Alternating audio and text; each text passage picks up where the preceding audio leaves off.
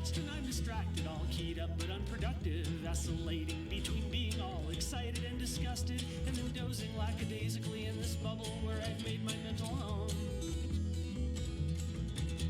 Connection's more important now than it ever was, but I'd rather be alone.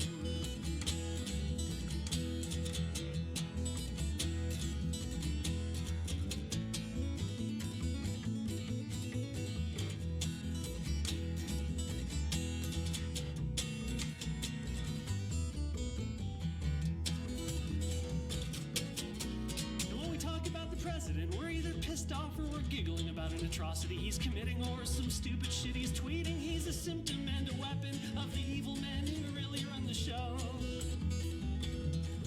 The ones who melt down human beings into money like a cruel sorcerer's stone. And they try to divide us, and largely they're succeeding because they've undermined our confidence in the news that we are reading. And they make us fight each other with our faces buried deep inside our phones. Rest in peace to the information age, those days are now long dead and gone. I can see the weather changing and I can feel the soul decaying. I'm observing drastic changes in the way we're all behaving. I can see the suit they're saying, furthermore I could believe it to be true. Connection's more important now than it ever was, buddy, what are you gonna do? This is the golden age of dicketry, probably the last golden age of anything, and the ugliest word in the English language is Anthropocene.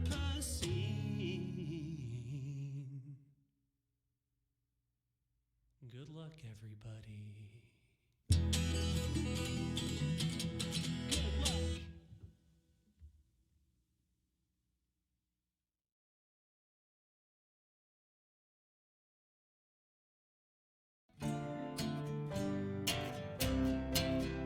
I'm so sorry that you have to have a body. I'm so sorry that you have to have a body. Oh yeah, I'm very sorry that you have to have a body. One that will hurt you and be the subject of so much of your fear. It will betray you, be used against you, then it'll fail on you, my dear. But before that, you'll be a doormat for every vicious narcissist in the world. Oh, how they'll screw you all up and over, then feed you silence for dessert.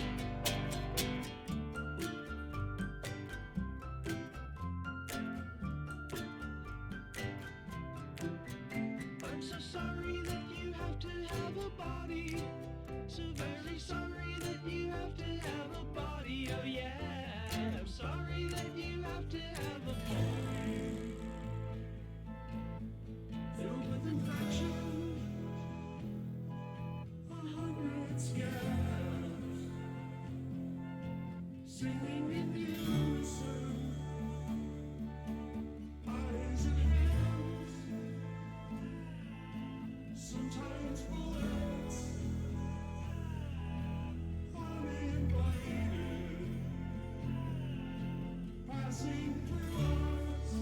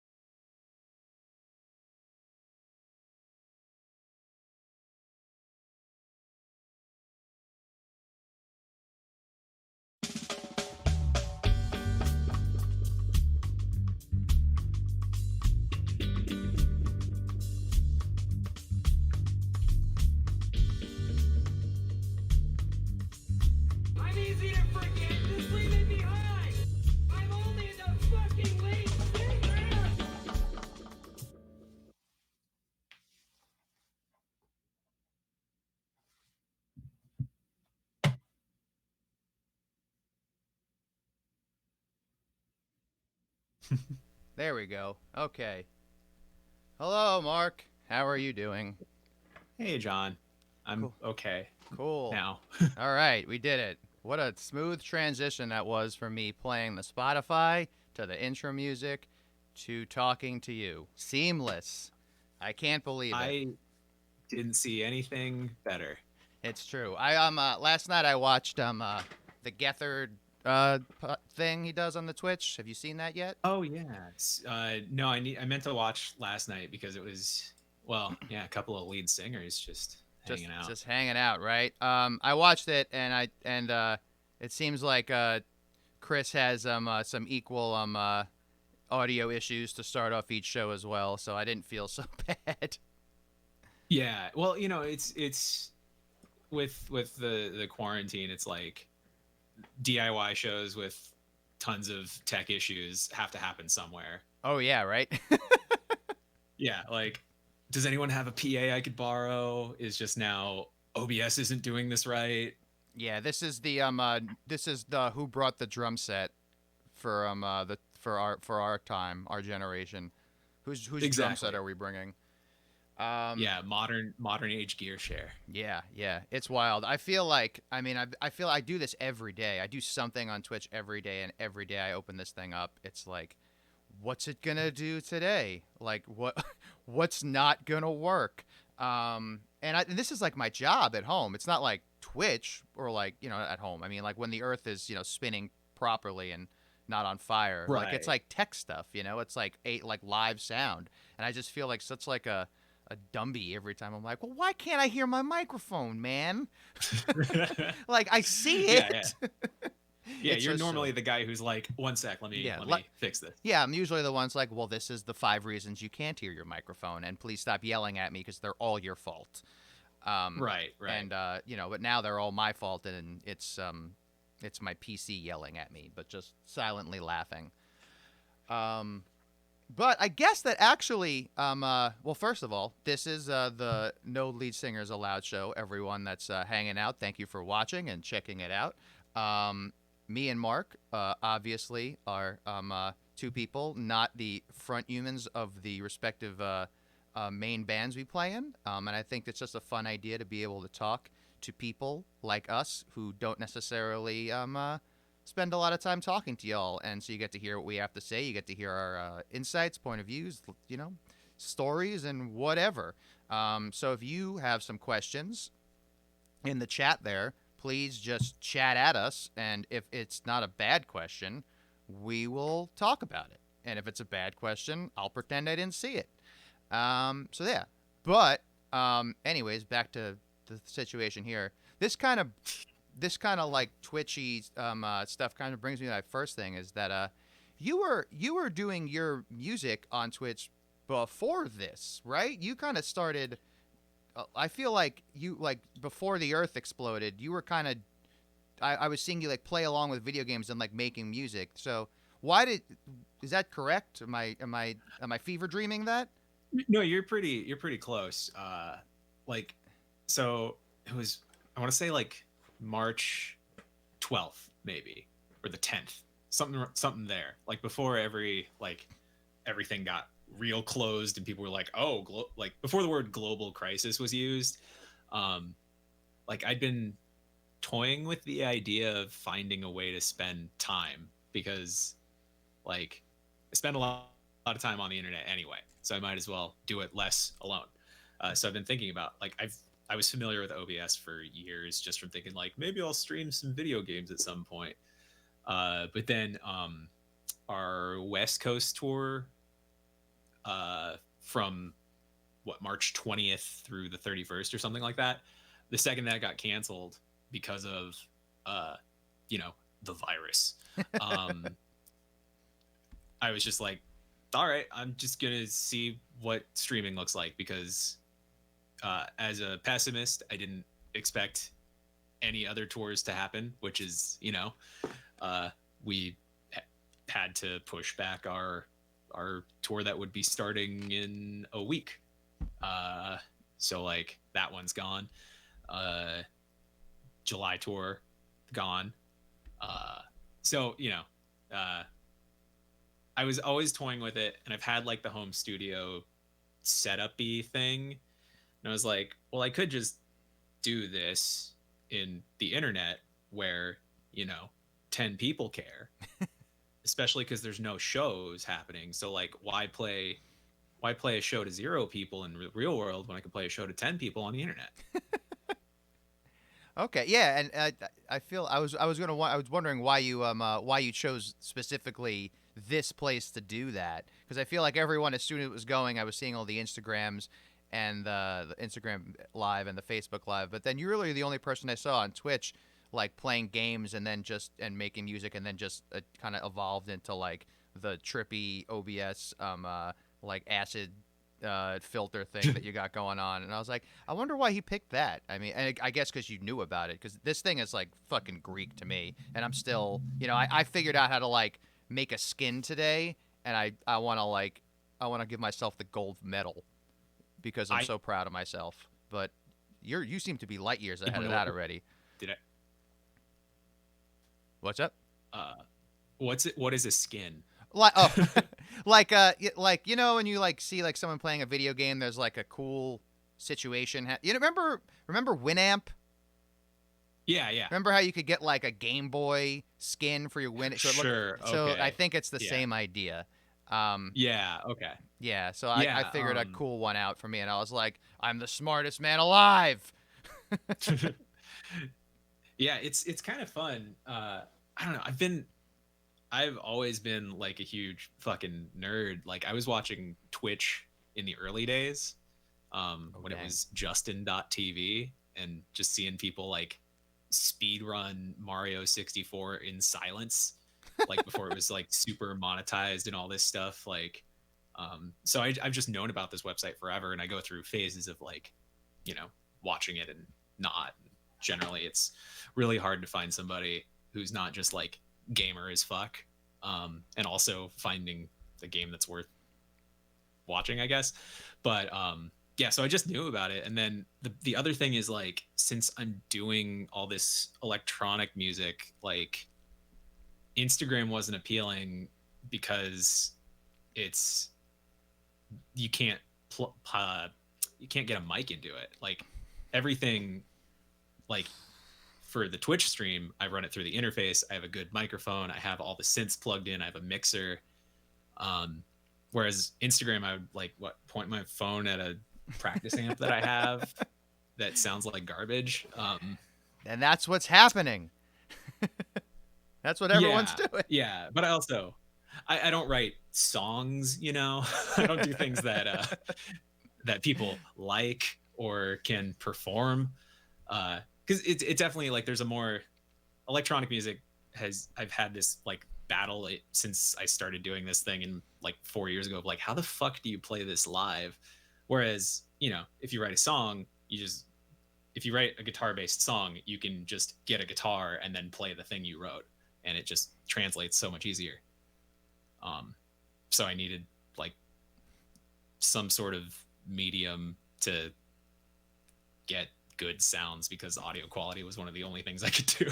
That makes sense. So this was kind of just sitting waiting for you. So you were here for forever. I honestly, I'm brand new to this. I have a friend that is a pretty popular streamer, Justin, Hardcore Justin. So and he was like, hey, I want to do this podcast. Do you want to be on this podcast? And it was me and then Tom Birdman, he's in here, and then Dan. He's like, I want to do this podcast because I just want more stuff to do on my stream. That's not what I'm always doing. And then I was like, yeah, I'll do that. That's like, what the fuck else am I going to do? And then I was like, I should probably look into this Twitch thing since I'm on it now. And like, there's 800 people watching me be on it every week on Friday. I was like, maybe I could do this. So, but it's all brand new to me. I never really knew about it. I like, the only thing I knew about Twitch was that my friend played video games on Twitch, and you could get little like emojis of his face, and that's all. That's all. That was the extent of my knowledge. And now you can get emojis of my face, which is very cool. And here comes one. Doo-doo. Wow. Look at this. The world has gone full circle. There I am doing my Yeah. cheesehead thing. So yeah, that's okay. Yeah, that's interesting. I mean, it's like this whole thing is definitely blown up, and it's almost like when I signed on to Discord for this call today, it said like there was a banner across the top that was just like, "We hope that this is helpful during your time during this time," and blah blah blah. It's like, there's nothing better than this at at this point in history. Like just being able, like, it's the best possible time to be stuck indoors, right? Because you can just do this sort of thing. Yeah, right. Like yeah, it's like what the hell did I mean I guess I kind of like I guess I kind of understand why more people died back when in the 1918. It was like sure, it's like maybe you had to go to the gym in 1918 because you were gonna. There's You had to nothing to play do at home. stickball Yeah, you had to go outside. You had to go do or hoop something. stick. Now there's Yeah. plenty of shit to do. There's too much shit to do now. Like it's almost got to the point where I feel I have fest anxiety at home and Oh, with when you're like at fest when you're like oh shit there's 17 bands that I love playing right now, so you just kind of stand in one spot and like shake because you can't make up your mind where to go. Like I feel like I right. have that almost now every day because there's 100 streams of someone doing something and they're all usually people that I like, and it's just like how do you look at all these screens at once? It's like it's almost gotten to the point where it's like you're now overloaded with shit to do at home. You know? It's a Yeah. wild turn of events, I Yeah, and think. just by virtue of the internet, you have access to the entirety of all created media. Like Yeah. you can watch every TV show, every movie, every album. Like, some of them you have to dig a little harder to find, but it's all there. Yeah. Yeah, like we say, it's or as my friend says that like, is your album free? Do you put your album free? It's like, well, it's free on Google. You just got to try a little hard to find it, you know. It's everything's free Yeah. on the Google if you look for a few minutes. Um, all right. So, let's get into a question here. So me and Mark, everyone, have known each other for a long time. I don't know how long, but that kind of brought me to like thinking about that. I when I first started seeing AJJ, it was just Sean and Ben, but you were around, and then and then like I'd see them more, and then you were on tour, and then I'd see them more, and then you were playing in the band.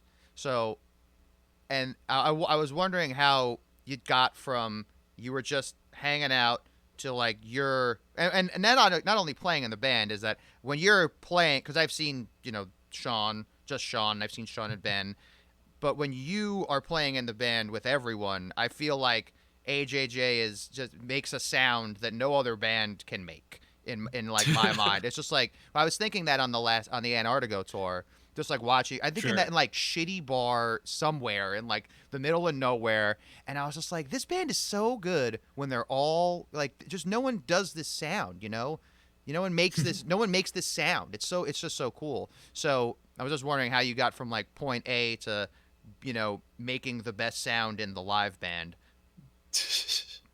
uh yeah, I mean, I just stuck around long enough. Every year I got my promotion, and just, Right? Yeah. cost of living increase, inflation, that sort of thing.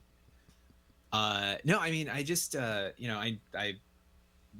actually met Sean and Ben at the fest of all places.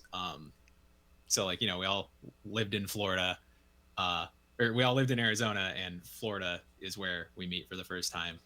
Um, because yeah, Erica Harper had us all stay in the same hotel room.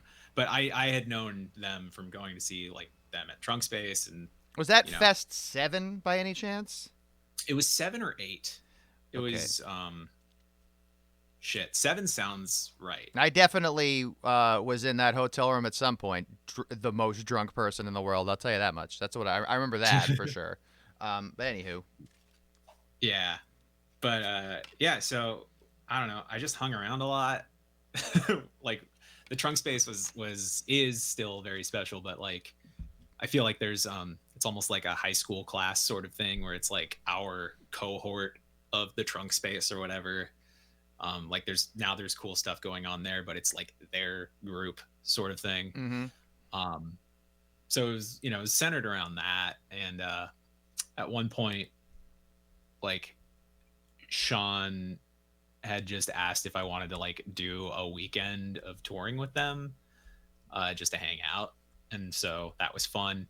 And then later that year, he asked if I wanted to do merch for him when he was doing a solo tour with Blunt Mechanic, which was Ben Barnett's band. And for various reasons, that was rough. But at the end, like when we were flying home, because it ended in Baltimore for some reason, we were flying home, and like the first thing I said was just like, "Hey, can we do this again, but like with Ben Gallaty?" So then, yeah, and then they just took me out. Like I just wanted to watch my friend's band a bunch. Like it was never under a jobby sort of guise. And I like, I would earn my place there by selling merch. And then that went on for a few years. We did, yeah, I was working at a high school and like touring around when I could get time off. And then 2012, I ended up quitting that job because I hated it. And then I was just like, I'm just gonna see what I can do as far as like professional touring person, and did merch for them for some more.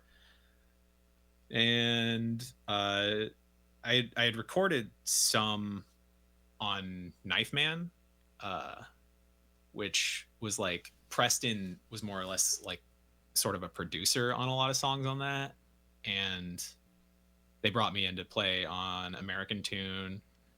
And then I played like one show with them as just like, it was just in Phoenix. It was just like, here's like 3 songs you can play on sort of thing. And then for Christmas Island, they wanted cello parts on a lot of stuff. So they brought me out, which is cool. They could have brought out, somebody who lived in Dallas, but luckily they brought me out for the recording thing, like just to be around, which is cool. I had a lot of fun. And then we were doing a tour later that was just Sean and Ben. And I was just like, can I play in the band? And for the Christmas Island tour, which felt good, and then just continued into now, which is weird. Oh, all right. I am. I always, or Jeff always jokes, I guess, and I guess it's a joke too, that when I first met him, I just kind of hung around him until he let me be in his band, which already had everyone in it. So I was like, I'm just gonna hang out at practice until you stop playing guitar and just let. Was this ASOB? This was ASOB, until you become the standalone singer. And that was my play, and it worked. So immediately I was like, I'm getting in this band. Yeah. So you seem like to have a much more gradual and politer way of joining your It's more band. or less the same thing. Yeah, just like, hang around them until it happens. Yeah, that's how I wound up, at least finding some place in it. And I just happened to play a weird instrument well, that fit in a cool way. With your weird instrument, you make it sound very weird. Where do you is that all out of your brain? Is that a little bit out of Sean and Ben's brain too? Are you drawing inspiration from somewhere? I mean, you're the only cello player I see with a big old board. Yeah. I think the biggest inspiration was when we recorded with John Congleton for Christmas Island. Like, his assistant Alex had said something along the lines of, John can make anything sound like anything. Like, he just has the ears and the know-how to be like, oh, this guitar part should be a piano, and then he can run it through enough effects and EQing and shit to, like, just turn it into a piano part. So that was like, oh shit, that's possible. And that just like broke open everything. And like a lot of the melodic ideas that I play will like come from Sean and like Ben and Preston, like just come up at practice, or I'm just emulating stuff from the record, because like all their old records had so many layers and shit. Like I'll be like, oh, there's a kazoo line that I'll try to play or something like that, but much to their chagrin, I think is where a lot of the weird sounds just come from what I want to do. See, I feel like that's a similar vibe with me. It's like I get a lot of my mostly everything from Jeff, and then it's like, well, all right, I have to put some sort of like flavor on this. So it's like, well, how fuzzy can I make this, or how weird sounding can I make this? And I feel like that's like where I get to like put personality on the song, or my personality on the songs. They have plenty of personality, I would say. But just to put a little bit of me in there, it's just like, well, maybe what if it just sounded like a lot of bees attacking like a fire truck? Like maybe that's what the bass would sound like here. So I guess it's similar. And you always have such good bass tones too. Like it's just loud. It's just real loud, super loud. That's an important thing. we are the loudest band, I think. And I'll take the Pepsi challenge against. I mean, we are the loudest band that isn't trying to be the loudest band. There's plenty of bands that are like that's their thing. Is just they're the loudest band. I don't think our thing is to be the loudest band. It's just an after effect. But it does, playing that loud does award me a good opportunity to really have a vicious sound coming out of the bass, which is fun, because it's I mean, if it's not going to sound good, why are you going to play it? That's right? Yeah, that's a question that I have about a lot of things. If it doesn't sound good, why is it there? Yeah, why would you do that? That's just terrible. So, and then this kind of swings me around to another question here that you had. So you started like doing the merch and the TM and then now you're all of those things. I feel like in your band specifically, like it's very like everyone has a role. And like everyone does a part. And I feel like in most of the bands I'm in, there's someone who does everything and everyone else just kind of doesn't bother them. Which I mean, you toured with us. I feel like that probably came through a little bit. It's like Jeff, is in charge, and we understand that and we're fine with that, and he kind of does everything. And then there's a TM that does everything else, and then the other members of the band, our jobs are to not upset those two people. That's all we're supposed to do. We're not to bother them. Which I mean is fine, and it's just like, and it's just, play our instruments and like, be a good hang. But like, we don't have like we don't book the hotels, we don't do the merch, we don't sell the things, we don't do anything. It's just, it's like, so like, how did that come about? Was that like and you'll do this because you're good at that, and you'll do this because you're good at that? Or was it like, did you just kind of stand around being like, well, no one's doing this, I think I should? And you're like, well, yeah, I think part of the reason that I have landed in the position I'm in is because I found holes that I was able to fill. Like, I specifically remember like one day on tour in 2012, we were in Chicago,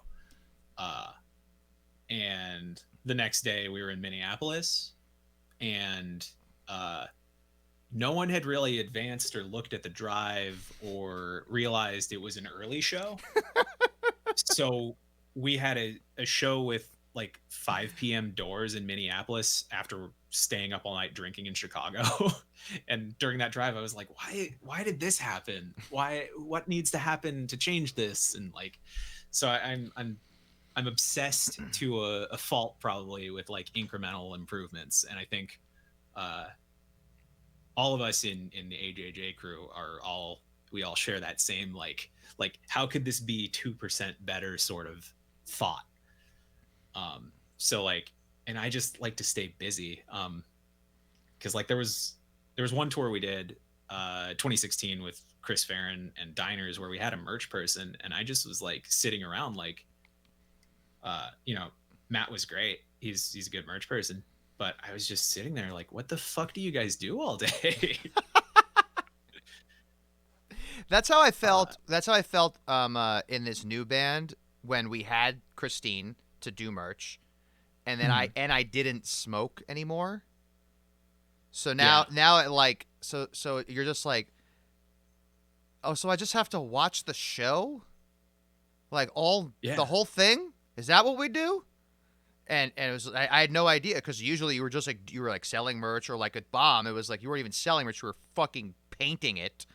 So you couldn't even like you weren't you like there were parts of the show where you just couldn't even be inside. You were out behind the dumpster spray painting clothes, while the yeah. show was happening, and then I'd go outside to have cigarettes every 10 seconds. So I never saw any band we played with in that band. But yeah, it was like, oh, I have all this free time now. What am I gonna do?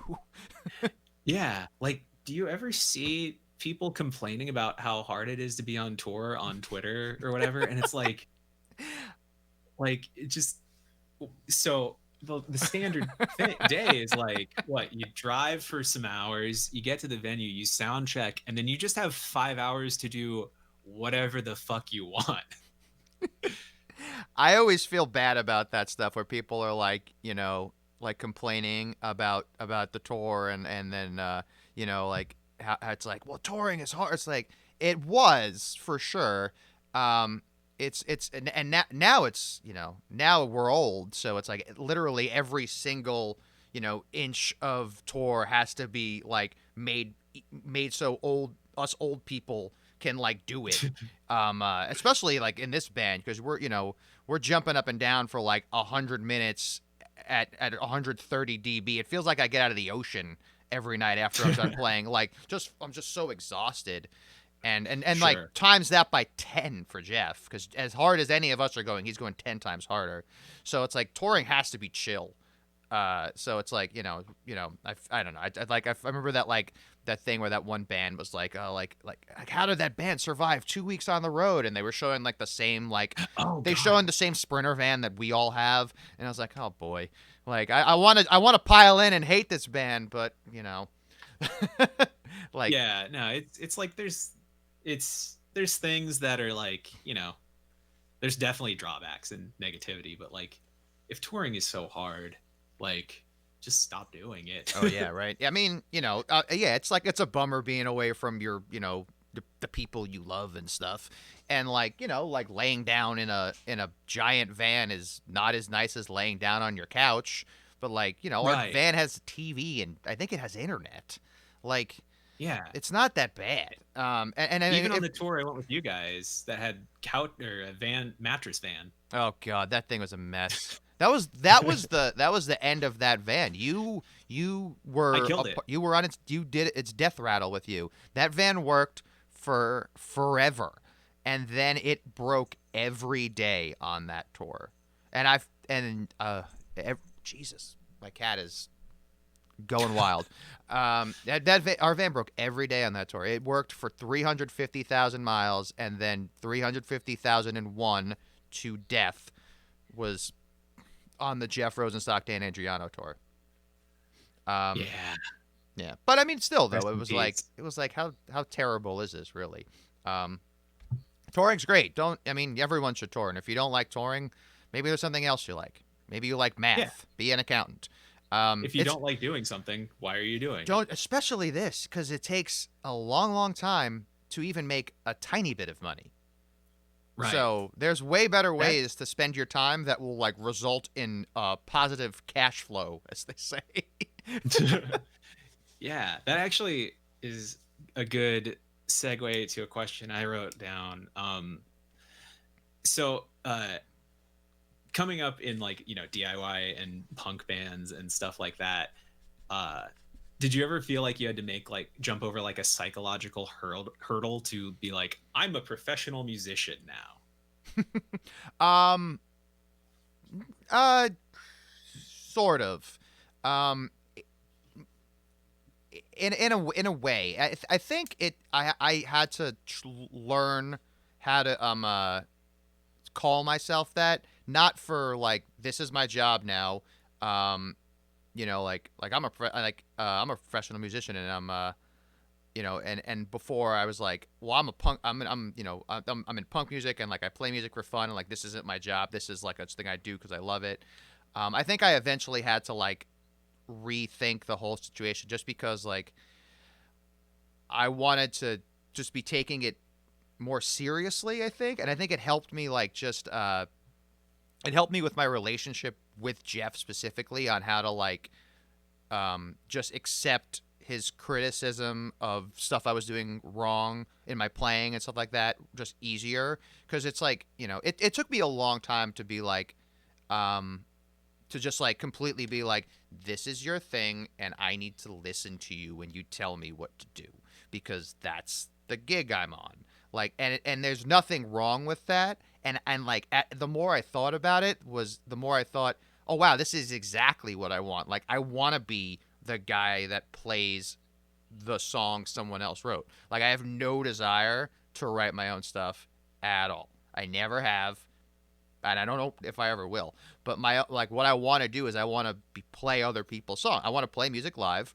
that other people wrote. So it took me like it did take me a minute to be like, the way you do that is you have to treat it like this is your job and you are a professional musician, or people aren't going to let you do that. And they're certainly not going to give you money to do that. So if that's what you want to do, you're going to have to start treating this in a different way. And then that was when like I really developed like a routine, like a work routine, like a practice routine. And that's when I really started taking my playing more seriously, my equipment more seriously, like just the whole way my whole rig is engineered like more seriously. It was like, I want, like, this just has to be professional from like top to bottom. Like, and I can't control what everyone else is doing in the band, and I can't control any of that. And like that was the thing in Bomb too, was just like there was a lot of just frustration with me wanting people to just be doing more and stuff like that. But so I just realized like you can't control that. You can control you. Get your shit in order, and the way you have to kind of do it is you have to accept that like you're now a professional musician, as freaky and scary as that is, and that's your gig, and you need to treat it as such. Because if you went to, and then at the end of the day too, it's like like I don't 100% think this way, but there's a percentage of me that's like, you're going to work now, so you have to do a good job, and you have to sure. Think of it that way. You have to show up to work prepared. At this job, you can drink alcohol. That's cool, but you can't drink too much, because if you're too drunk to do your job, they're not going to let you keep doing your job. And it's just things like that. I just had to start like, we're in Bomb the music industry. That was never really a thing that was addressed. Was just like it just wasn't. Like, there was just so many things. That was like the band you couldn't be fired from, because all of us should have been 100 times over. But this band, I mean, I'm not sure if you could or not. That no one has ever been. But it's more of a thing where it's like, I don't even want to find out. I want to be a good person in the band, and I just want no one to ever worry about me, that he's not going to do his part, and I think that, that was a thing I had to learn how to do, and just accept that is from treating it as a real gig, instead of just like, this is fun in my dreams, and my passion. Like, it's all of those things too, but like, it doesn't stay feasible if you don't treat it seriously in a way. I think you need to have that, like, there goes the cat. I think you need to have that that sense of like, this is also a job, that sense of like, this is a serious thing as well, so those other things can stay happening. That makes a lot of sense. Yes. I think a lot about like sustainability as a thing. Like, I want to do this for as long as I can. So like, what are the things that I need to do to make it? Yeah, it's along the same lines as like, I want to make sure that I'm not fucking up. Which is hard to do. I mean, for me, I have such an ability to just shoot myself in the foot, which I'm just trying to get rid of all my guns too. You know, like my you know my these like metaphorical guns that I have just floating around me. That I'm just constantly just grabbing. I'm like, well, what if I just did this stupid thing? Bang! And then it's just like, Sure. oh, now everyone's mad at me. So I'm trying to get rid of that. There used to be a lot of them. There's less though now as I'm getting older. I think I'm just too tired to do a lot of them at this point. That's beneficial. Yes, yeah. It for sure is. So I have a question that's sort of similar. So since you were kind of, from Knife Man on playing on the songs, but like hanging out before that even, I know, more opening wine bottles with shoes. Exactly. I remember when we were gonna first do that tour with y'all. I remember I got the venue, the day sheets, the tour list, and I was like, wow, these are big shows. And I was like, I don't remember y'all being this big. No offense, but just like I feel like No, untaken. Because even before that, like I remember when I did the first when we did the first Asian Man tour, and I remember like just like all hanging around and being like, we were talking about like who the voice of our generation was, and Kepi Guli was like, it's Sean from Sean is the voice. So it's like from like minute one when like we all saw AJJ, we were like, this band is fucking legit. But it was like it seemed like since it was in that folk punk scene, it seemed like it was always smaller than it should have been. And like even I remember Rick said like he was going to do sound on that tour, and like one of his friends was like, what, are you going to do sound in people's basements? They're like no, this is a, and like so like did you notice like a quick like turn, or like, all right, we're basement, and now we're playing the Warsaw, like, or did you see, because I feel like it was kind of like that, but not like it was not like an overnight success. It was like many nights and then success. Well, I feel like there's something like magic about this band that I don't have any ownership over. It's just like this idea that like AJJ is like everybody's like favorite like secret band. Like, oh, I didn't know anyone else likes this sort of thing. So like there's this perception that like all like you said, playing house show, 1,000 cap venue, but like it's been a pretty steady climb. Like we're like more or less just grinding it away. Like I remember the first tour that we did with a booking agent was summer of 2011. So like that was probably a starting point. And then Sean and Ben opened for Frank Turner for a tour right after Knife Man. Mm-hmm. I went to that show in New York. Yeah, so that was probably huge too. But then since then, it's just been like play the venue, do a well enough job filling it that the next time you come back, you play the next tier up, and you just keep climbing until eventually, yeah, it was like I wasn't touring with them for any of the real house showy days.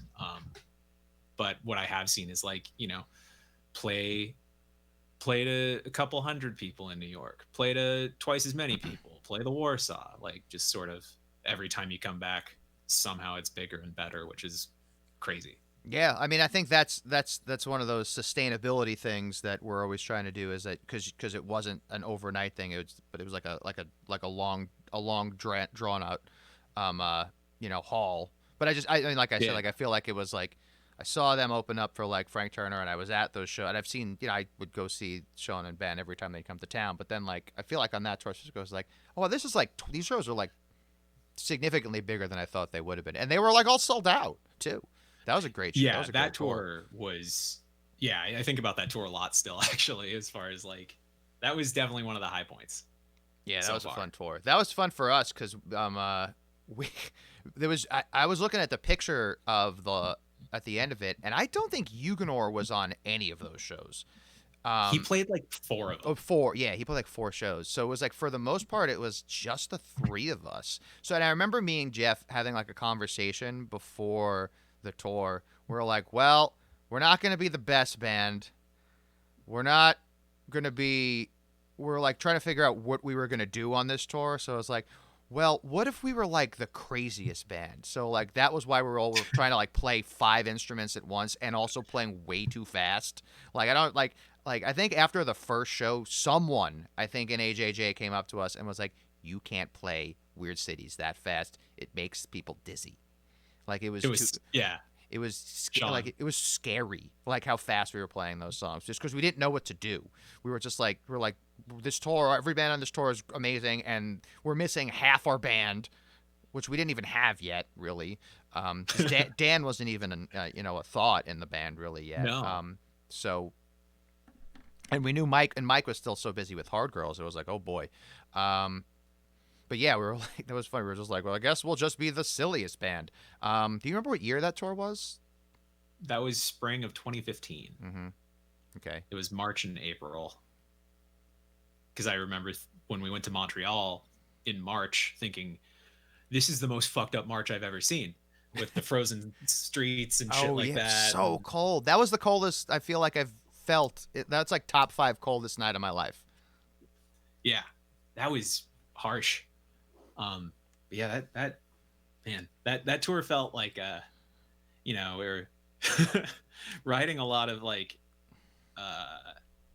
sort of ideas that aren't there anymore. It was like, oh, we're all like side one dummy buddies, we're all these things, and it felt like there was this cool like momentum, which we're all still friends and stuff, so that didn't necessarily go away, but it felt like a moment of sorts. Yeah, it did. I felt like I was in a really cool gang, Yeah. like or like I was on like the cool sports team for a minute, because like all like Side One just had all those really good bands like they signed them like all immediately.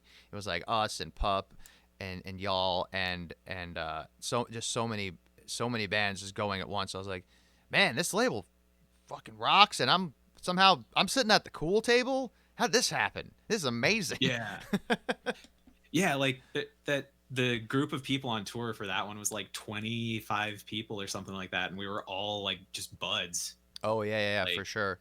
because normally there's like well, I don't know about normally, but I've had experiences on tour where it's like, here's this band, they keep to themselves, here's this band, like whereas that one was just like, just go hang out wherever with whoever, like get dinner with a different group of people every day, sort of like everybody's friends. It was fun. Yeah, that was definitely a good tour for the Jeff bands I have, because that was the first tour we all did basically since Bomb, like first big tour we did. So it was good to have, because like in every Bomb tour, Bomb never went out with anyone because no one would take them. So all the Bomb tours were like basically headlining tours. So, and then if there was a band with us, they were like literally in the van with us.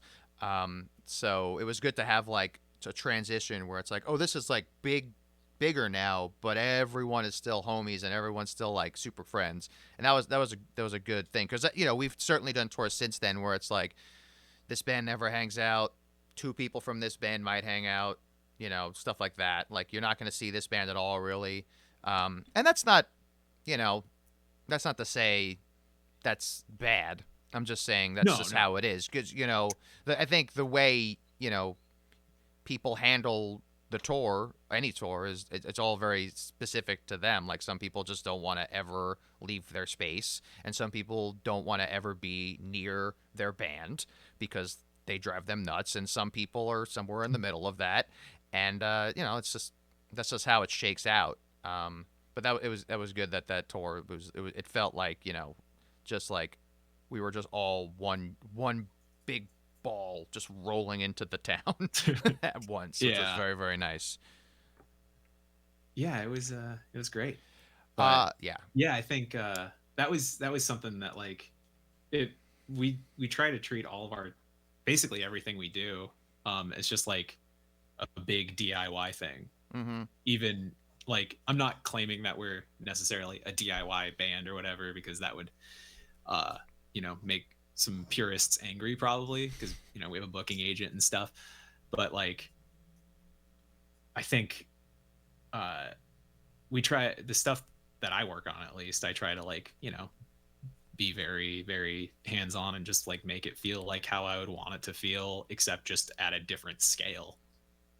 Sure.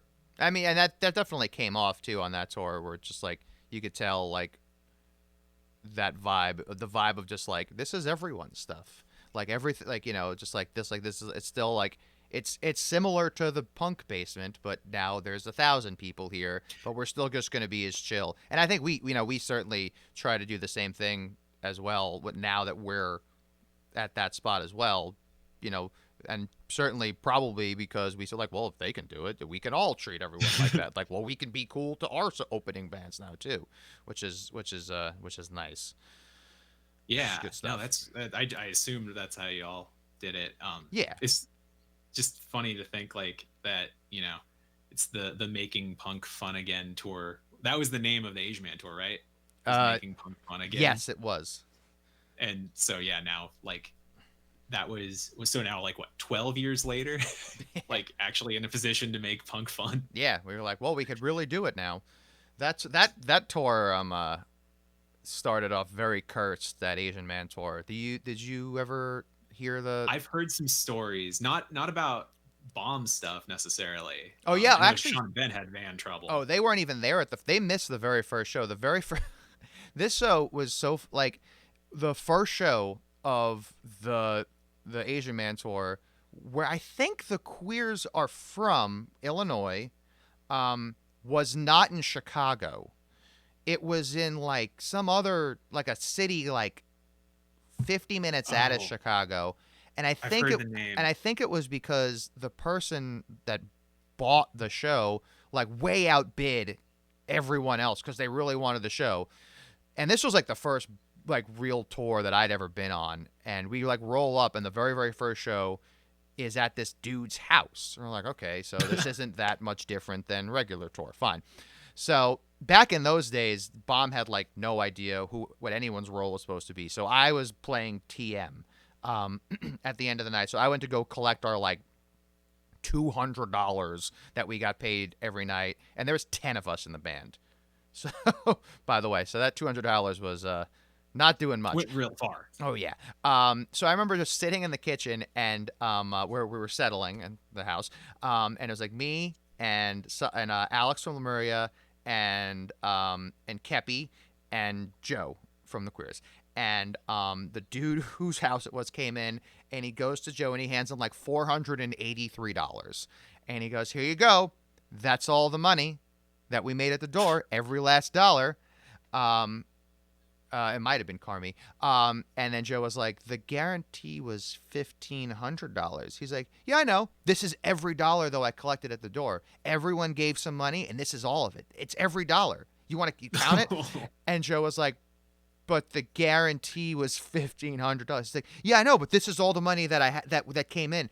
And I was just like, oh no, oh no. Like this is day one of like what's going on. Of It was your like, first like it was big tour. yeah, I was like, oh no. Like, and even someone who's like never been on tour, like even I knew, it was like, that's not how you do this. That seems wrong. And Joe actually was very, very cool about it. He paid everyone else what they were supposed to get paid. And I think the Queers took no money that day, which is like pretty nice. But like day one, it was like immediate, like, and the show, like, was completely fucked with the promoter and everything, which is pretty silly. God. But and then I just Keen kept saying like, "Oh, hey, JJ's coming. I can't wait," because he'd known y'all. I never Oh, met right. them yet. West Coast days. Yeah. I think Sean and Ben played like one show in Brooklyn, but like I don't even know if I saw it. I think they were supposed to play one night, but Sean stayed somewhere with a cat, and he got super allergic, and then he couldn't play the show. It's a big mess. Yeah, I've heard about that. Yeah, so he can never come hang out at my house. Too many cats. So I have another question here that I think kind of plays into this. Was interested in. So similarly to me, you are in a band that most of the stuff is kind of predetermined that what you're gonna do as far as musically and stuff like that, and then even like just the general like course of the band, like Mhm. you'll have input or I'll have input, but at the end of the day, it can just be ignored completely. Yes. How, and I know how I've kind of like learned to accept that. How do you as a, especially someone who's even a little more in charge of their band, because you're actually like the TM, and like, you have the, that you're wearing that hat. How do you just live in that world where, like, you are the TM, and also but you have to also like understand that, like, you may not agree with everything that's going to happen with the decision whether it be where you're staying, whether it be what you're playing, whether it be the direction of the band. Like, how do you like live in that space and not just like flip out? Did that also like kind of like spur more of you being like, this is all cool, but like now I really have to make my own music as well to like just get that out? Yeah, it's strange. It's like, because I also, like, for like lack of better term, like co-manage the band just as a whole. Mm-hmm. Like like Good Luck Everybody, the last record, like Sean and Ben played most of the parts. I played cello on 2 songs. They wrote everything, but I basically ran the entire album rollout. Like, so I was, the label for that self-release, more or less. So like, it's strange. I'm really lucky that Sean and Ben and me work well together, because like there is a level of like, this is my thing, I'm gonna put my foot down, that they always will have that power, which is fine. And that has to do with like, when we can tour, how long we can tour for, like that sort of stuff. But in general, I feel like they treat me and Preston with a fair amount of equality, as far as like the decision making, and even on the creative end too. Like this last tour that we did, this, I don't want to call it the last tour that we did. The previous tour that we did. The It will last not be the one last after. tour. Yeah, that's good. Good editing of words. Yeah. And the 2 legs that were supposed to be happening right now. I'm supposed to be in Japan. Oh, Jesus. Yeah, that sucks. I love Japan. I've only been there once, and I was so psyched when I saw that, and I was just like, and like just every day in March, as it got worse and worse, I was like, but maybe in Japan it'll be better soon. Yeah, maybe they'll be great. No, never happened. Yeah. Just bring that nice American disease over there. Yeah. But yeah, so the last one, we were doing the same set every single night, and we were all playing like 4 or 5 instruments. Like I played drums on a song, and like I would play bass on a song when Ben was playing drums, and like it was all this whole rotational thing. So like I feel like we had hit a stride as far as like just like we were all just trying to serve the music as much as we could when we were performing. So there wasn't any room for like, well, I think this part should be this. It's more like, this is the keyboard part, you're doing the keyboard part on this song, this is the, and since we basically had 5 instruments with 4 people, like we started forming a set based around like what are the 4 important parts of this song. So it was never really like, what's Ben doing, what's Mark doing. It was just more like, who's covering this part. So that has been a cool new way to approach it. But besides that, it's like Bible 2, I got to flex a lot of creative muscles. Like I came up with most of the cello parts, like with Sean and Ben, like like the stuff that I've played, I've had say in, which is great. Like it's been a vague idea, been able to present ideas and have them like morphed and stuff. So I think I'm stupid lucky. Yeah, that's a good band to be in. Yeah. That's a good one. We all seem to respect each other. We all seem to get along and have fun, and yeah, it's it worked. Like, so like, even though it is, their thing, it's been really easy to feel like I have some sort of part of it. Whether that's right or not, we'll see. But I feel like also too, it's like I feel like I see y'all like equally speak for the band where none of us do, because obviously it's one thing, like, you know, it's Sean isn't AJJ, he's not Andrew Jack, you know, it's not actually, it's not a Jethro Tull which one's situation. Andrew? Yeah, exactly. But like it's hard for me to be like, well, Jeff thinks this, because like Jeff is actually a person that I know. So it's hard to like speak on a lot of that stuff, where I feel like, you know, where I do see all y'all speak, you know, cohesively and as a unit a lot about stuff. And even when things are like going badly, or where you have to defend something, it's like I think that's good that you are able to do that. Where a lot of the time, like if something is like I do want to stand up and defend Jeff, or something is like pissing me off, I can a lot of the time, because I don't want to actually talk for him, because he's a person and not a band that we are all in. Even if that band is like, you know, a tiered system in a way, it's still a band where we're more just like, this is the guy. And not to say that Jeff is like this ruling dictator, of course. Like, I'm sure he would let me state stuff like that, but there's like a stop in my brain where, like, nope, that's not your place. which is a thing. Yeah. You know what I mean? Like, it's like like Yeah. there's a thing I stop, because like I don't want to actually put words in his mouth, where I wouldn't mind putting words in Bomb the music industry's mouth as much. Even it's the Right. same idea. You know, it's still Yeah, that makes a lot of 99% his band. You know? Yeah. And I think, like, you know, I've done a handful of interviews, like, you know, the whole, just mostly based on like time, like, oh, Sean's doing a radio thing and Ben's doing this thing, and there's a third request for some like college interview. Sure, I'll do it. But, you know, anytime somebody asks like a songwriting question or something, it's like, I vaguely know the answer, but I'm just going to say Sean writes the songs. That's fair. Because, like, I don't want to give the wrong answer, but Yes. I also, like, you know, I know what certain songs are about. I know what certain things mean, that it's not my position to say. That's true. All right. So yeah, it's like divisions. Yeah, there's a lot of that. I feel like that's a theme I'm gonna come across with a lot of people I talk to, is that, you know, it's just like, you know, the divisions, and then learning to live in your space. And what is this thing blinking at me funky for? Hold on a second. Did this die? Oh, never mind. Okay. Crisis averted.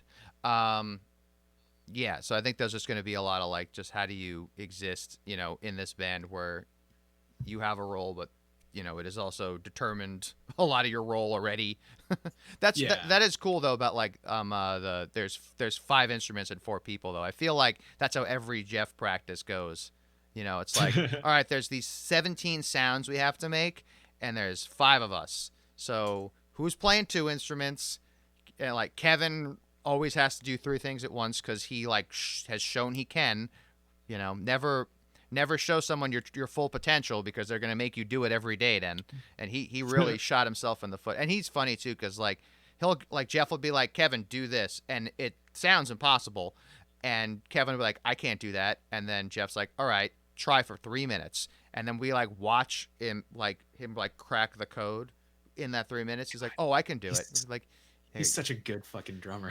He's very good. He just like lives and breathes drums too. Like, he's just constantly either like looking at someone playing the drums on his tablet, or watching a cooking show on his tablet. But so he's either thinking about food or drums. He has two things happening. And food is just a means to drums. It's the fuel for the drum. Yes. Drum fuel. Yes, exactly. Speaking of food, in a way, this brings me to, I think, maybe my final point. You're a big coffee fan, correct? I love it. So, love this stuff. What do you think about coffee? Because I have a problem whenever we leave, and I know this is, because there's no way for this to sound good, so I'm just gonna say it, and not defend it. I have a problem when we leave America. I can't find giant coffees anywhere. Do you have that problem? Because what do you do? Like, how do you keep your your coffee situation regular? Because I feel like every time we leave, we go to a new country, I have to learn how to like consume coffee in a new way. Like when we were in like Italy and Spain, I was just drinking these little things, and I Little could only have espressos. and I could only have one because after one, I like my heart would stop because it was just beating too much. And then you also have to remember you can't drink a coffee. You can't get any coffee past like 6 p.m. over there because you shouldn't have coffee that late because you need to go to bed. And that's smart. I get it. But like, that's like what I'm like, I'm not going to bed. I have to jump up and down at 10 p.m. So how do you, what are your thoughts on that? Do you have a plan? Do you have a plan of attack when you go over there? Oh, absolutely. Yeah. This speaks to the incremental upgrades that we're all obsessed with. Because like 4 years ago, Sean got us all these little fold down, like pour overs that are rubber and they fold down flat. Mm-hmm. Uh, so we all have our own pour overs and we bring beans. And when you're overseas, you might not always have like coffee available, but every fucking green room has a water boiler there. Oh, that's true. They That's love true. that tea. They love the tea. So that's what we do. We do this on US tours too. We all bring AeroPresses now. So in the hotel, we have a water boiler in our van that we take in. We all make our coffee in the hotel room. We all have travel mugs. We don't have to stop a second time. Like it's very efficient and the coffee's better and cheaper. Yeah. That's a true game changer. I feel like AJJ and y'all are always like you guys are always like hacking your life or hacking your tour, and then Jeff sees it and gets those like Jeff was on the whatever tour with y'all when your van died the first. I guess it was the what was it, the Future of the Left tour. And I think he saw Sean's like clothes dryer thing. Mm. And that was just 3 years ago. Oh, whenever it was. Yeah. I remember Jeff saw it, so he bought one, and then it sat in the back of a van on a tour or two tours, and it was never set up. And I told him, I was like, because it's right where I sat, and I was like, if I keep tripping on this, I swear to God. And he's like, I'm going to use it. I was like, I'm like, if you don't use it a whole tour, can I give you the money for it and throw it out? And he was like, yes. And then he never used it. I didn't throw it out. But I was like, but I feel like when I see you guys tour, you guys are always like, trying to, you guys are really trying to like hack the game here. Really make those upgrades happen. Like we with the pedal boards that have the guitar racks in them and all that shit. You guys are very, what's the word? Savvy with that kind of stuff. Yeah, I mean, part of it is the following through, right? Like, for that clothes hanger or the clothes dryer, it's for people who don't know, who haven't been in the green room. It's this portable clothes dryer. It has a little fan at the bottom, has a bag that you put over the clothes. I don't know if you've played live music before. You tend to get sweaty and your clothes get gross, and on tour you can't wash them every day, but you can dry them, which kind of bakes the sweat in, which is fucked. But then your clothes aren't wet. So part of it just became part of the load. It was like, all right, grabbing it. It was just in a location where it was just like when we were on tour with Kimya Dawson, like she kept her guitar up in this little cubby that we have, and that thing was next to it in the cubby. So it was like part of loading in is like, I got Kimya's guitar, drop that on stage. I got the clothes dryer, drop it in the green room. Like it's just all about adding stuff to just make it a habit. Yeah, you guys had like a spot in your van where the hot sauce went. I feel like. Yeah. It was like we have drawers in our van. I was like, man, these guys have figured this shit out.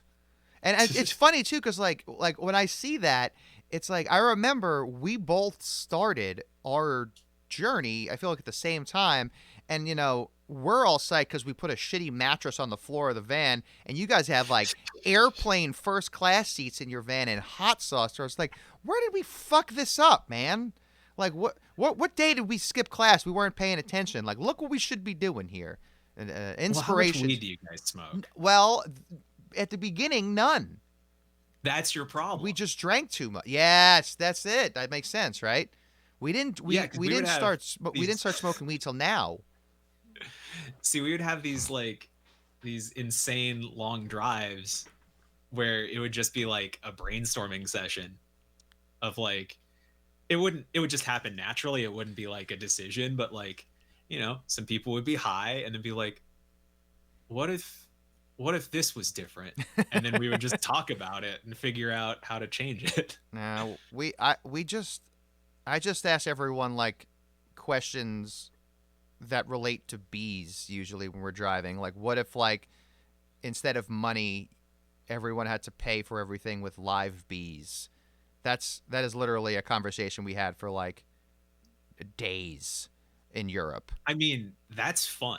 Yes, It but sounds like you guys have more fun than we it's do. not gonna make the touring experience easier. The bees, nothing we're discussing there is gonna get us our clothes drier than they usually are, In fact, it or might my make it harder. yeah, exactly.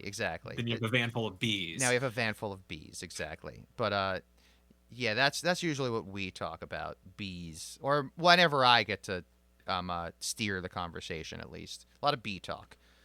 Well, all right. So I think we're at the end here. I think it's been a while. I'm getting very hungry. Sure. But like like I said, I think the fun thing we can do here at the end of every one of these conversations, unless you have something you want to ask me. I had more stuff, but it would be like if we're done, We don't have to would be. probably be real Go. tangential. I'll take one more. One more. Yes. Okay. Um, being vegan on tour. How is it? Is it hard? Is it hard? I'm slowly becoming more and more vegan because I'm vegetarian and don't really do dairy because of other reasons. Mm-hmm. So like, what are your tricks? Like, do you just have to eat a bunch of garbage because it's the only vegan option, or like, are there like, I've discovered what I call healthy truck stop, which is a banana and trail mix.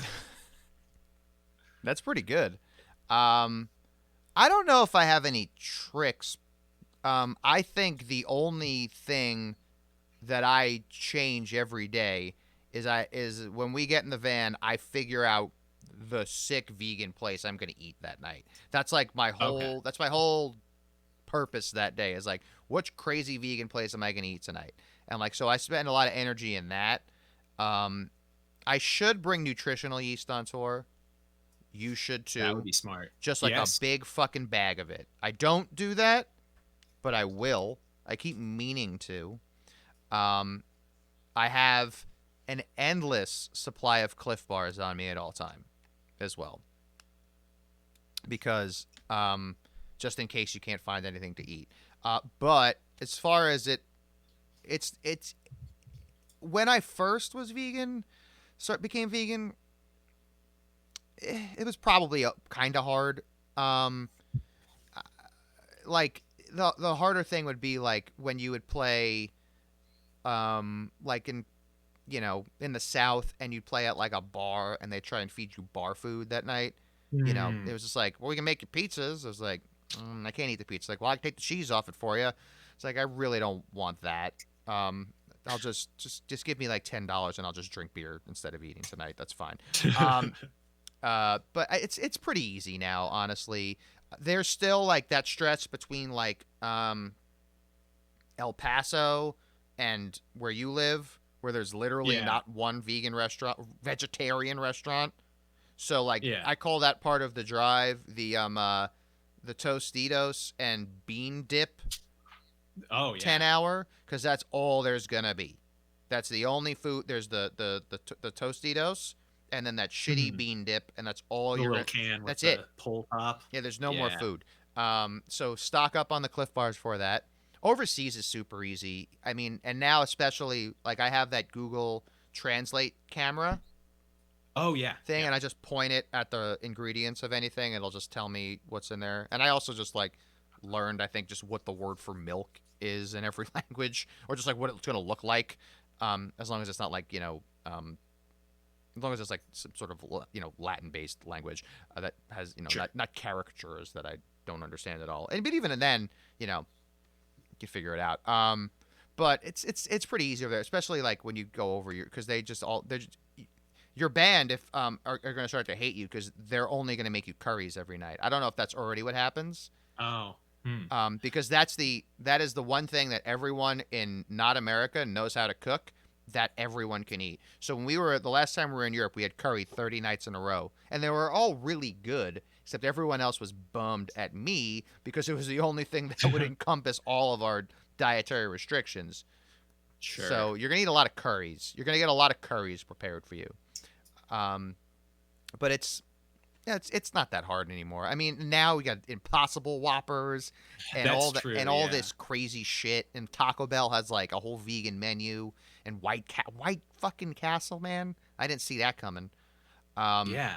White Castle is vegan, but no, it's being vegan on tour is pretty easy. It's rarely a problem. Rarely, even I'm trying to think like it was kind of hard in Japan until Hero, Hero, obviously. Hero Yeah. is our friend from Japan. He takes all the pictures for every band. He takes all the Jeff Rosenstock pictures. When Hero didn't show up till day 2, so for the first day, it was really hard to get someone to understand what I was trying to say. But once Hero showed up, like he knew what to tell people and he knew where to take me. It was just harder to do over there. But so I mean, I guess besides there, it's pretty easy. Cool. And it's getting easier every year. I mean, just Burger King Whoppers, just all that stuff. It's really it's a shame it's not happening right now because it's the best time to be vegan and out there. Yeah. Yeah, I realize asking that question now, it's like just talking about being on tour. Just like in the future, like, oh, that's so optimistic. Yeah. I mean, I don't I have a hard time even like letting myself think about it because the answer is it just doesn't seem good. Yeah. So I'm just like I don't even want to. There's only so much I can do right now. Like I have to focus on like just like not like losing my mind at home, I guess, because I'm just such a busy person. That like it's hard to be like it's hard to just like I basically feel like I'm operating at like 20% efficiency because usually when I'm home I work a lot. Like I work, I'll be at work at 5 a.m. and I'll be there till 7 p.m. And I'll do that a lot. Like I'm when I'm doing events, they're long days. So like now I just feel like the first month especially I was like I'm not doing anything. That's why I'm really like diving into this Twitch thing because it's like oh shit, it's something I can do every fucking day and I'm bad at it, so it's gonna take me a really long time to figure it out. Yeah, it's good to force yourself to have something to learn. Yeah. But yeah, I kind of it's this whole like this is kind of the waves that I've been riding because like I deliver for Postmates sometimes, which I haven't done for a year now, which is great. So like this is quarantine is kind of like what my normal life is, where it's like having to normally there's more work and stuff coming up in the future, but it's just like there's a lot of like, all right, well, you just have all this time, figure out how to fill it in a way that's productive.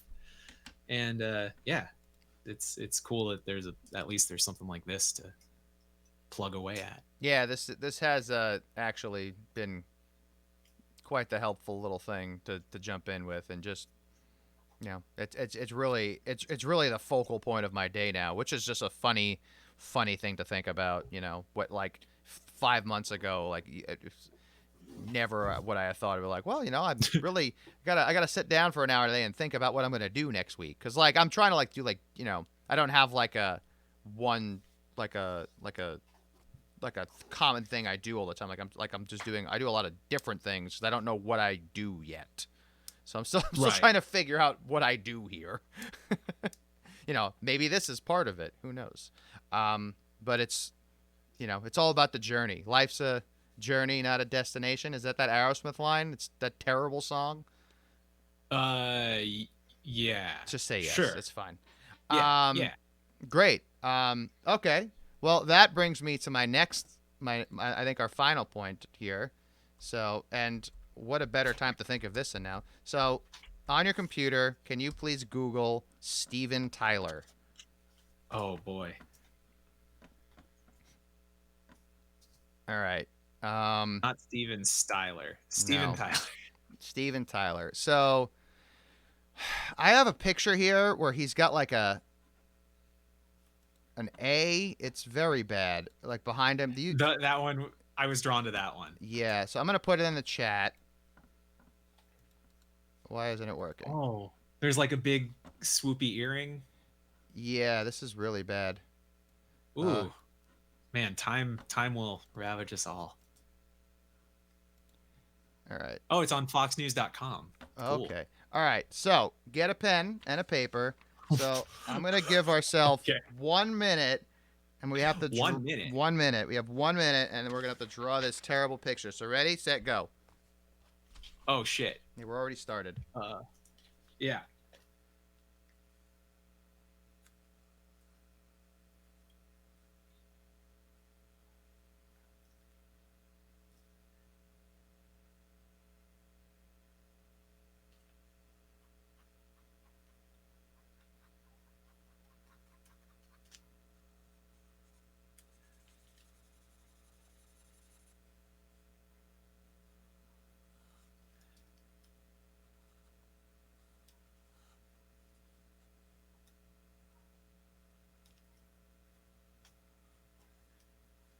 This is the.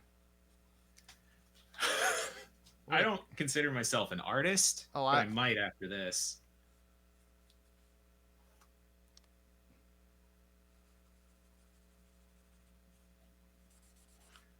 Oh, that I don't even know what's going on there. All right. What's up? Okay. So what'd you get? Let's see. Oh, that's beautiful. All right. So here's what I have. Oh, you made so much more progress. I don't know if I did. The A. I don't know. My situation here with the left side of his body is certainly it just ends right at his head. So I don't know if that's good. Yeah. So I was trying to. I don't know what was going on here. I think I went the wrong direction. I was trying to get the lapel flap. And then, I just drew the wrong way. So he has a tiny arm. Oh, someone said you drew the earring, so you win. I started to draw the earring, but then his face got all fucked up. So, but I did draw the necklace. So I don't know if you see the shell necklace he's got going on here. I don't know if you see Nice. that. Oh, All there's right. a lot going on there. Yeah, this- Star. Yeah. What's he got in his hair? Like a rolling pin? Oh, yeah, like a hair curler, I think.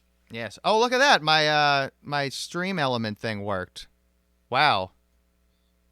Sick. Thanks, Ian, man. That's been another thing I've been fucking around with is that trying to get like the flashy things to happen on your stream. Yeah. Like when you when you subscribe, like something happens and then there's a sound. I don't know. This is just all stuff I'm trying. Yeah. I just saw it. I was like, "Oh shit, it worked." Oh yeah, I just popped over the boosh. Yes. It makes Cool. a boosh sound. All right, well, text me this picture and I'll put it up with the other one. What a nightmare I drew here. Oh boy. This is a couple of works of art. Yeah, well, clearly if this music thing doesn't come back for us, we could always become just beautiful artists. You absolutely have to make a zine out of this.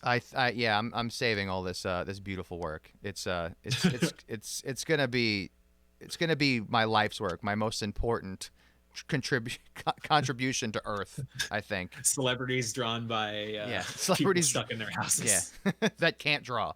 Well, all right, this was fun. Do you have anything you want to say before we finish?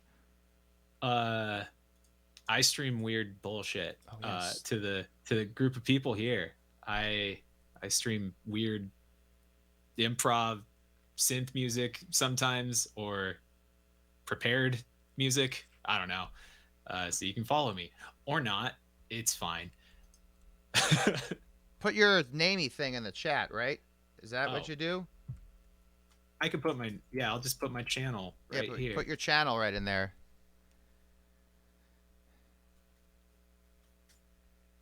There he That's is. my channel. That's Mark. Um, Follow him. but yeah. You're streaming every night, right? Yeah. Today's Thursday, right? Yeah. Today and tomorrow, I go on and off, but I've actually made a schedule this week.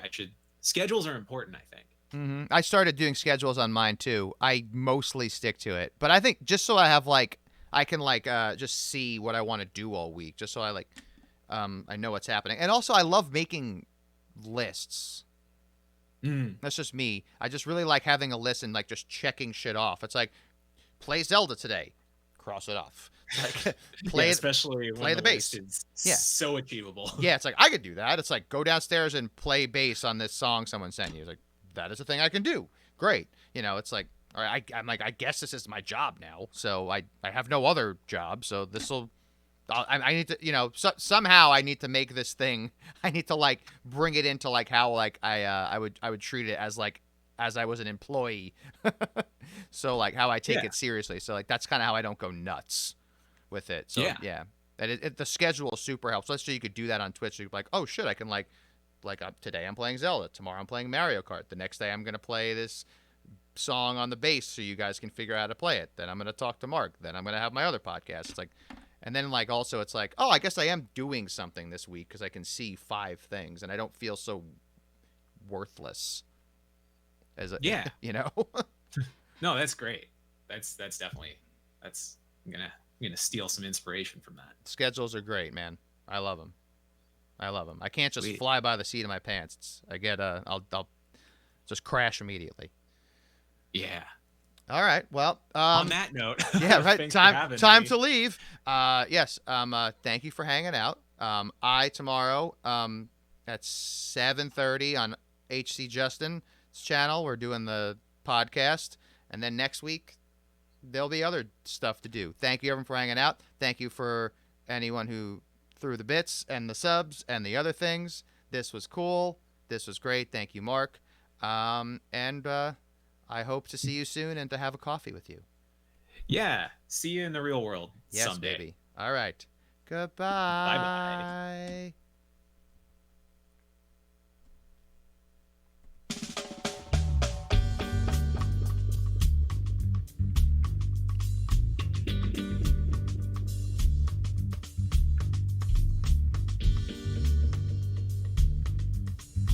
I'm easy to forget. Just leave me behind.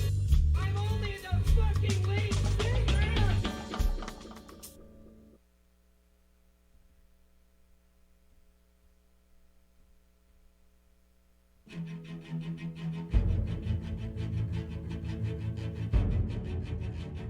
Psychic warfare. I'm gonna murder you with my brain. Psychic warfare. Every fiber of my being is devoted to causing you pain. Motherfucker, I'm gonna kill you with my mind. This is psychic warfare. Psychic warfare. Painted a portrait of you in pastel, red and yellow and orange. This picture that I painted of you is you burning in hell. Hell yeah. And then I set it all on fire. This is psychic warfare. For all the pussies you grab and the children you lock up in prison. For all the rights you roll back and your constant stream of racism. For all the poison you drip in my ear. For all your ugly American fear. I wrote you this beautiful song called Psychic Warfare.